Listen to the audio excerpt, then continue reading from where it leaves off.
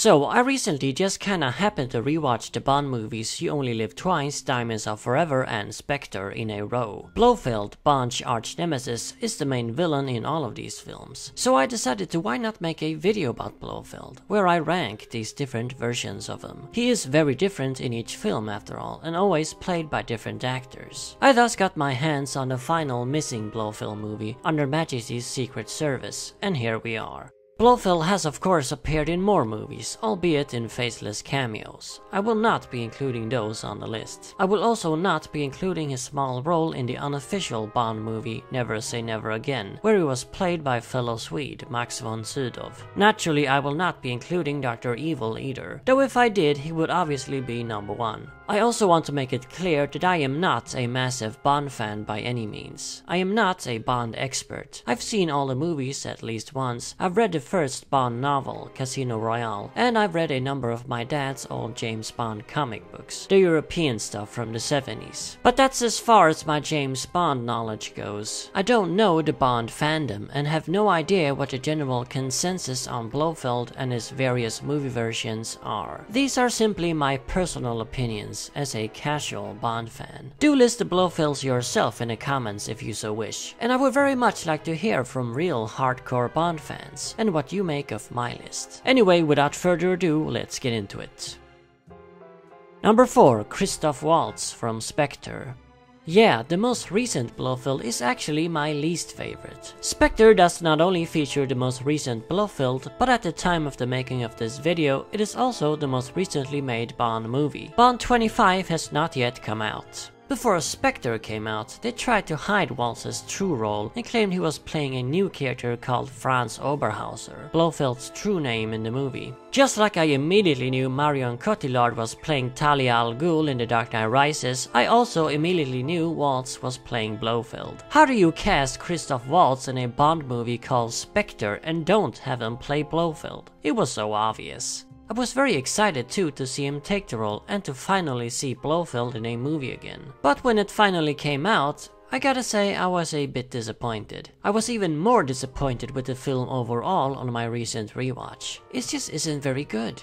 In the film, it's revealed that Blofeld and Spectre have been behind every event from the previous films, and all the previous villains, including Le Chiffre and Raoul Silva, have been working for Spectre. But none of that was even hinted at in those films. It just comes out of nowhere in this one. It's obvious they hadn't planned it from the start. Compare that to the Connery era, where they slowly built up towards Blofeld, featuring him in mysterious cameos, and clearly stating the main villains were members of Spectre. That's how you do it, this is not. This poorly handled setup, or rather this complete lack of any setup, obviously work against Blofeld's favor. He doesn't have the impact he should, and end up feeling underwhelming. Waltz's performance is also underwhelming in my opinion. It's not bad, but I somehow expected more. I can't help but compare him to the previous Bond villain, Raoul Silva, who was fantastic. It's pretty difficult to top that, and even Blofeld himself failed. I also can't help but compare Waltz to his own earlier famous villain role, Colonel Hans Landa from Inglourious Basterds, a far better character and performance. I'm also not a big fan of the shared background they gave Bond and Blofeld, making them stepbrothers. It's kind of like making the Joker the killer of Batman's parents in '89, an unnecessary connection between the hero and villain. I do like the fact that Bond is responsible for Blofeld's iconic eye scar though, and seeing it actually happen in the movie was a nice touch, as opposed to him having it already.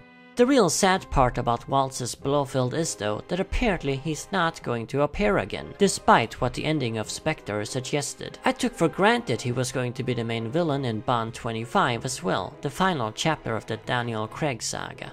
All these revelations and negating all the previous villains, and all for nothing. Number 3, Telly Savalas from Under Majesty's Secret Service.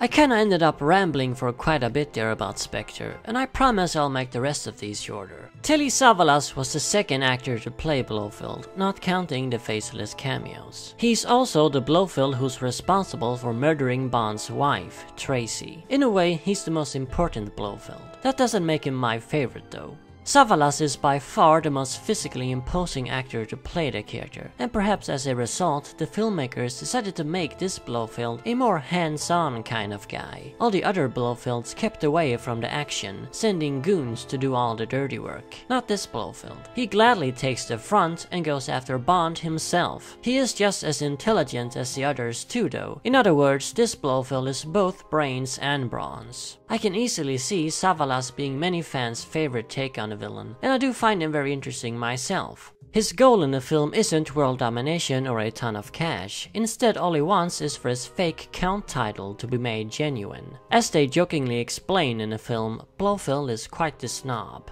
A very unusual and interesting villain goal. However, I feel it isn't really explored quite enough, and neither is his blackmail plot. If they don't make him a real Count, he's going to spread a deadly virus all over the world. Biological warfare feels far more real and scary than the Bond villain's usual schemes, so it's a shame they didn't explore it more in the movie. Savalas himself is pretty good in a role. He plays it straight and to the point. It's a very serious, no-nonsense Blofeld. But I kinda feel he should have been a bit more eccentric. The guy is completely insane after all. As a result, Savalas' performance ends up feeling a bit lacking. All in all, a good Blofeld, certainly better than Waltz, but a somewhat lacking one.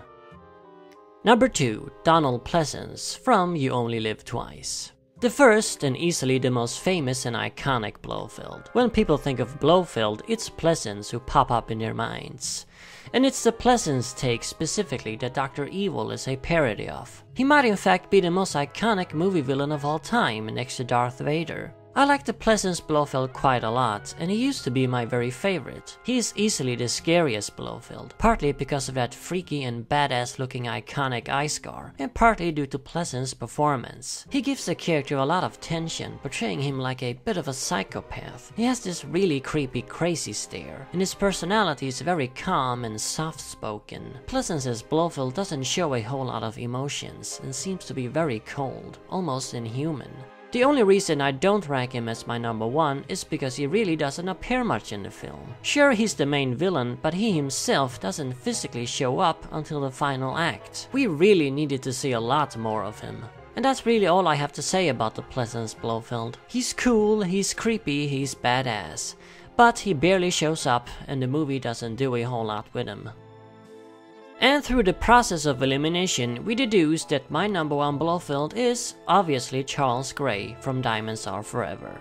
Again, I don't know the James Bond fandom, but I somehow have a feeling this is not a popular choice. And in fact, I suspect most Bond fans regard Charles Gray as the worst Blofeld. He's very different from all the others, that's for sure. In fact, I'd say this Blofeld feels more like a comic book villain, a Batman villain even. And obviously that's why I like him so much. Gray portrays Blofeld as a very pompous, arrogant, gentleman rogue with a sarcastic sense of humor, nothing like the others. Like a classic Batman villain, Gray's Blofeld also seemed to have a sort of respect and admiration for his nemesis 007, and at one point calls him a worthy opponent. If I would pick a specific Batman villain that he resembles, it would be the Penguin. He even smokes cigarettes with a cigarette holder, something which none of the other Blofelds did. When I was a kid, I didn't like Gray's Blofeld very much. I felt he was the worst out of the 3 that existed at the time. But upon my recent rewatch, I found myself surprisingly enjoying him. And let's just forget that goofy part where he briefly dressed up in drag, okay? Yeah, Diamonds Are Forever could get pretty silly at times, but overall I find it very enjoyable.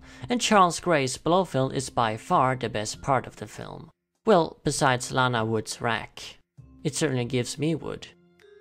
So there you have it, the 4 main Blofelds ranked from least good to best. In my opinion, of course. Again, I would very much like to hear from real Bond fans. What are your opinions on Blofeld? And am I right in assuming Charles Gray is the least popular one? As for Blofeld returning to the channel, that won't happen, but other Bond villains might. A top 5 Bond villains list, not including Blofeld, is definitely something I would like to do at some point. Until then, remember, Arkham Asylum awaits you in the next video.